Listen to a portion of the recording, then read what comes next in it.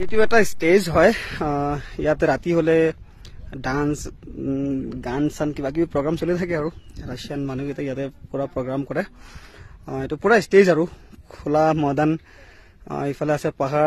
পাহাৰৰ ওপৰত বৰফ দেখা গৈ আছে কমপ্লিটলি আমি বহুত ওপৰত আহি গৈছো একচুৱেলি আৰু ইয়া সন্মুখত এইবোৰ হোটেলছ হয় ইয়াতে তলত যিবোৰ ঘৰ দেখা গৈছে সেইবোৰ হোটেলছ হয় ইয়াত মানে रूम भाड़ाओ पा जाए खुआ बुआ सब बस्तुर इंतजाम আছে ইয়াত ধুনিয়াকে মস্তি আৰু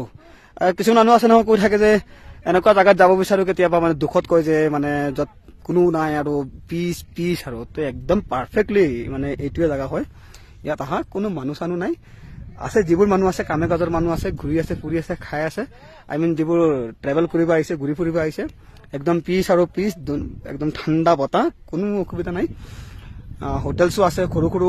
দমবোৰ আছে এই বগা বগা যিবোৰ দেখি আছে সৰু সৰু দম হয়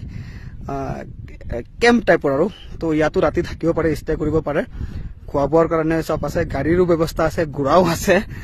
তো মস্ত আৰু বিন্দাস এনজয় কৰিবলৈ টাইম পাস কৰিবৰ কাৰণে একদম বঢ়িয়া জায়গা আৰু ইয়াতকে বেষ্ট জায়গা থাকে মই নাভাবো যে কৰবাত হ'ব পাৰে আৰু বৰফৰ একদম আল্টিমেটলি সুইজাৰলেণ্ড টাইপৰ আৰু